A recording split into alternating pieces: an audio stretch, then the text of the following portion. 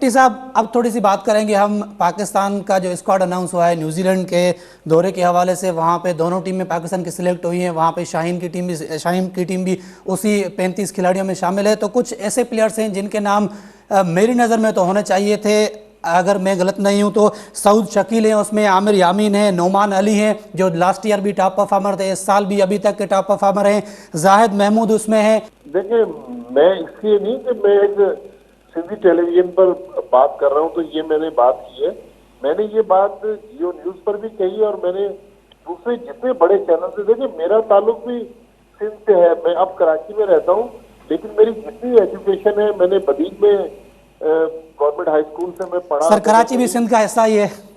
नहीं, मैं एक दूसरी बात करते जा रहा हूँ कि मैं इस्लामिया कॉलेज बदीन से मैंने इंटर किया, बीए वहां से किया, वहीं से एमए किया। मेरे दोस्तों ने आजकल कुछ दिन पहले टंडो बागों में एक बड़ा जबरदस्त स्टेडियम बनाया जिसमें फ्लड लाइट्स भी उन्होंने लगाई है। लेकिन जिस तरह जाहिद महमूद, काशिफ भट्टी और नुमान अली, ये देखें छोटे शहरों के प्लेयर हैं और परफॉर्म कर रहे हैं। दूसरे लोगों के साथ भी ज्यादती हुई है, लेकिन जिस तरह की बॉलिंग जाहिद महमूद कर रहे हैं, मेरे ख्याल में अगर दादू जैसे शहर में, जहाँ हमारे जो चीफ मिनिस्टर है मुराद अली शाह साहब, वो भी 7 से उनका ताल्लुक है, तो दादू जैसे शहर से एक लड़का पाकिस्तान की टीम में आ जाता तो आप देखें कि वहां पर इंटरेस्ट का लेवल कितना ज्यादा होता। नोमान अली लास्ट ईयर उन्होंने टॉप किया था फर्स्ट क्लास टूर्नामेंट में, इस बार फिर कायद-ए-आज़म ट्रॉफी में आउट कर रहे हैं। नोमान अली भी इग्नोर हुए। काशिफ भट्टी, नवाबशाह से उनका ताल्लुक है। काशिफ भट्टी ने इंग्लैंड का टूर रिसेंटली किया, ऑस्ट्रेलिया गए लेकिन बगैर खेले टीम से ड्रॉप हो गए। मेरे ख्याल में सिलेक्शन कमेटी की जो पॉलिसी है उसमें कंसिस्टेंसी नजर नहीं आ रही है। आप देखेंगे फखर जमान ने जिम्बाब्वे के 3 T20 मैचों में 47 रन बनाए। फखर जमान आज पाकिस्तान की टीम में है, लेकिन असद शफीक को जो सबसे दुनिया का मुश्किल फॉर्मेट है टेस्ट क्रिकेट, उससे ड्रॉप कर दिया गया है। तो मेरे ख्याल में अगर आपकी पॉलिसी में तसलसल है तो फिर ठीक है, लेकिन अगर किसी के लिए आपने कोई पॉलिसी बनाई हुई है, किसी के लिए कोई पॉलिसी बनाई हुई है, तो इससे पाकिस्तान क्रिकेट को फायदा नहीं पहुंचेगा। मिसबाउल हक तो मेरे ख्याल में वो जो जिस आंख के साथ वो टीम सिलेक्शन करते हैं ना, मुझे हमेशा से उस पर रिजर्वेशन रही है। उसकी नीयत में नहीं, हो सकता है कि हमारी जजमेंट गलत हो, लेकिन मेरी अपनी जाती राय में कि कुछ बेहतर सिलेक्शन हो सकती थी। कुछ जो लड़के इग्नोर हुए उनको टीम में लेना चाहिए था, लेकिन हो सकता है कि टीम मैनेजमेंट वाले आपने सिर्फ फखर जमा का नाम लिया, वहां पे फहीम अशरफ भी मौजूद हैं। हालांकि अगर आमिर यामीन को देख लें तो वो ज्यादा अच्छा परफॉर्मर है।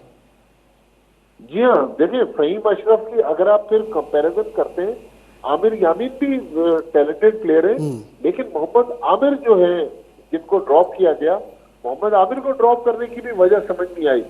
जब मिसबाउल हक खुद खेलते थे तो 44 साल की उम्र तक खेलते रहे। आज वो कह रहे हैं कि जाहिद महमूद 32 साल का है, या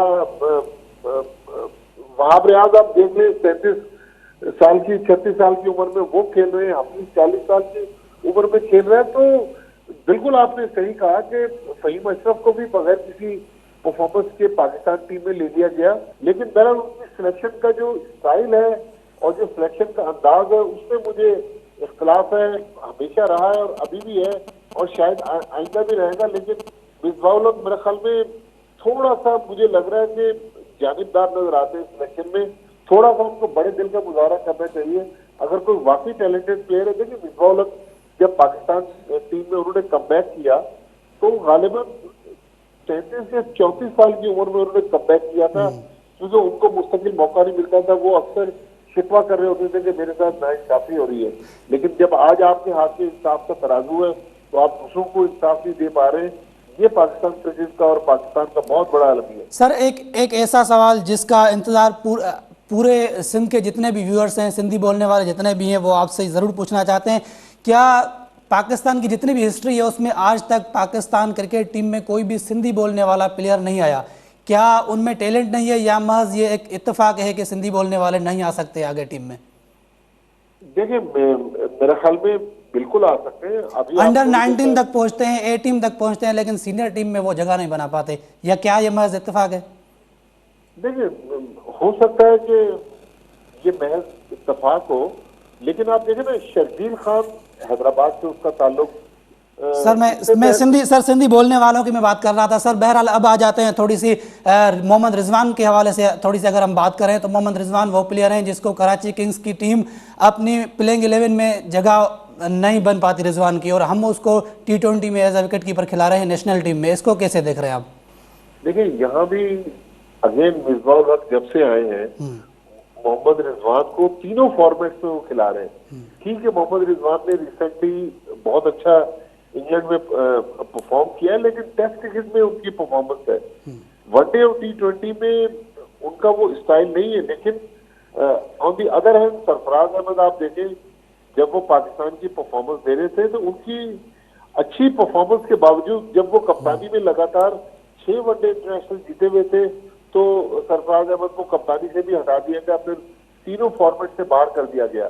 तो बिल्कुल आपकी बात सही है कि अगर रिजवान वनडे या T20 के बहुत अच्छे प्लेयर हैं तो रिजवान को प्रूव करना चाहिए। जब उनको एक फ्रेंचाइज भी खिला रही तो वो नेशनल टीम में किस तरह खेल रहे हैं, बिल्कुल ये भी पाकिस्तान में क्रिकेट का एक अलमिया है।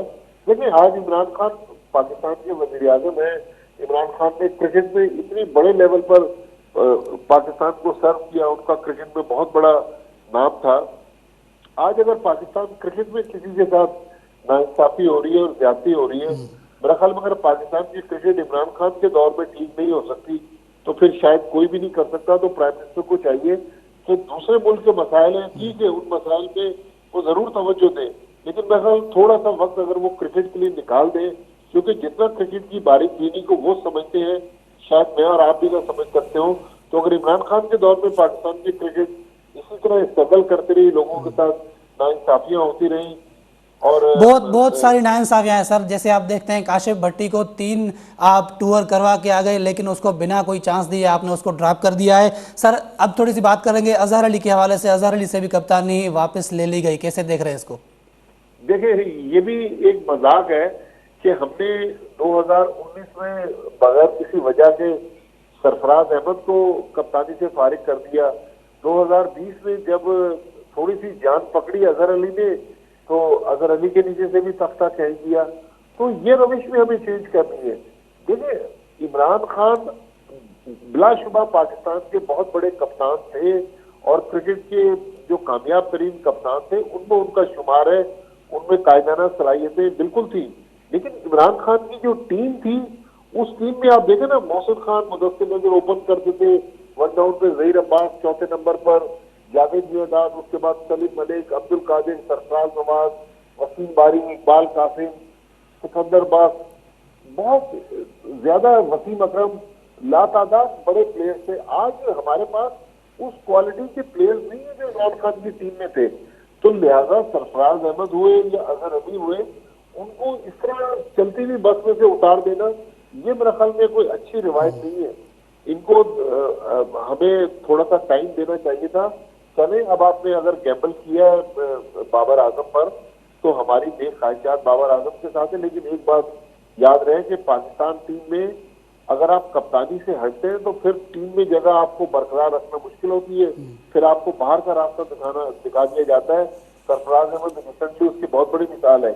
ऐसा तो नहीं कि हमने बाबर आजम पर बहुत ज्यादा वजन डाल दिया और अगर वो वजन बर्दाश्त नहीं कर सके तो फिर बेचारे की क्रिकेट भी खत्म हो जाए या उसकी बैटिंग मुतासर हो जाए। तो लिहाजा हम किसी पर इतना बोझ डालें जितना बोझ वो बर्दाश्त कर सकते। भट्टी साहब, आखिरी सवाल आपसे, बाबर आजम को आप एज अ कैप्टन कैसे देखते हैं, और पाकिस्तान सुपर लीग की जो दोनों फाइनलिस्ट टीमें हैं उनमें थोड़ा सा आप किसको एज देखते हैं, ज्यादा फेवरेट किसको करार कहेंगे? मेरा ख्याल में मैं लाहौर कलंदर को इसलिए फेवरेट कहूंगा कि लाहौर कलंदर ने पिछले 2 मैचेस जिस तरह खेले हैं तो उसके बाद उन्होंने मोमेंटम पकड़ लिया और उनके आप देखें बॉलर भी अच्छी बॉलिंग कर रहे हैं और बैटिंग में भी उनकी डेप्थ है। अगर आप फखर जमान को देखें, कल के मैच में 46 किए, मोहम्मद हफीज रन कर रहे हैं, नीचे से वो डेविड विजय रन कर रहे हैं। तो लाहौर कलंदर को एज हासिल है। लेकिन कराची किंग्स भी देखें बहुत तगड़ी टीम है, जिसमें शकील खान है, जिसमें बाबर आजम खुद है, जिसमें इमाद वसीम है, मोहम्मद आमिर है, एलेक्स हेल्स इंग्लैंड के, वो किसी वक्त भी मैच पलट सकते हैं। चैडविक वाल्टन है, और जिस तरीके से सुपर ओवर में रदरफोर्ड खेले थे। जी हाँ, देखें रदरफोर्ड भी बड़े जबरदस्त प्लेयर है और वसीम अकरम को हमें क्रेडिट देना पड़ेगा कि जिन्होंने उनको सुपर ओवर के लिए भेजा। बिल्कुल। लेकिन ये भी एक बड़ा हसीन इत्तेफाक है कि वसीम अकरम जिनका ताल्लुक लाहौर से था, कल वो कराची के डायरेक्टर और हेड कोच की हैसियत से बेंच पर मौजूद होंगे और लाहौर की कोचिंग कर रहे होंगे। आकिब जावेद, उनका ताल्लुक लाहौर से नहीं है, वो शेखुपुरा से। मेरे ख्याल में इंटरेस्टिंग मैच होगा और अच्छा मैच होना चाहिए। जहां तक बाबर आजम की कप्तानी का आपने सवाल पूछा, तो मेरे ख्याल में तीनों फॉर्मेट थोड़ा सा हमने जल्दबाजी की है। उनको अगर हम वनडे और T20 तक रखते और थोड़ा सा अगर वो पॉलिश हो जाते तो 6 महीने साल बाद बाबर आजम को कप्तान बना दिया जाता। लेकिन अब चूंकि बच गए हैं तो हमारी नेक ख्वाहिशात बाबर आजम के साथ है, पाकिस्तान क्रिकेट टीम के साथ है। लेकिन थोड़ा सा कोचिंग स्टाफ को, खास तौर पर मिसबाहुल हक को, चूंकि बाबर आजम भी तीनों फॉर्मेट के कप्तान है, के सिलेक्शन के मामले में थोड़ा बड़ा दिल दिखाने की जरूरत है। अगर कोई वाकई डिजर्विंग लड़का, चाहे वो काशिम भट्टी है, चाहे नुमान अली है, चाहे जाहिद महमूद है, चाहे सऊद शकील है, आमिर यामीन है, सब हमारे पाकिस्तान के खिलाड़ी हैं। लेकिन इस तासुर को भी खत्म कर देना चाहिए कि ये फलां सूबे का लड़का या फलां शहर का लड़का, उसको लिया जा रहा है, उसको नहीं लिया जा रहा। तो हमें एक वो सिलेक्शन पॉलिसी लानी चाहिए जिसको सब कबूल करें। लेकिन अभी तक सिलेक्शन पॉलिसी जो है वो उसमें मुस्तकिल मिजाजी हमें नजर नहीं आ रही है। यही वजह है कि बार बार सिलेक्शन पर भी सवालात उठते हैं। और आप देखिए कि पाकिस्तान टीम की परफॉर्मेंस भी अभी जिगजैग की तरह और रोलैंड कोस्टर की तरह ऊपर नीचे हो रही है। तो इस परफॉर्मेंस को ऊपर लेके जाना है, किस तरह ऊपर जाएगी ये तो वक्त बताएगा। लेकिन इस वक्त पाकिस्तान क्रिकेट जो है वो काफी मुश्किल टाइम से गुजर रही है। अल्लाह करे कि ये मुश्किल टाइम गुजर जाए और हमारी टीम दोबारा कामयाबी हासिल। बहुत बहुत शुक्रिया माजिद भट्टी साहब टाइम देने के लिए। नाज़रीन, तव्हां ॻाल्हि ॿोल ॿुधी माजिद भट्टी साहब जी, जंहिंजो चवणु हुयो त पाकिस्तान जा जेके प्लेयर्स आहिनि जिनमें आमिर यामीन आहे, नोमान अली आहे, ज़ाहिद भट्टी आहे, ज़ाहिद महमूद भट्टी आहे, काशिफ भट्टी आहे, अहिड़ा प्लेयर आहिनि जेके कम से कम पाकिस्तान शाहीन जे लाइ अनाउंस थियणु घुरिजनि हा। पर मिसबाहुल हक़ जे पॉलिसियुनि जे करे काफ़ी अहिड़ा प्लेयर आहिनि जेके नज़रअंदाज़ थी रहिया आहिनि।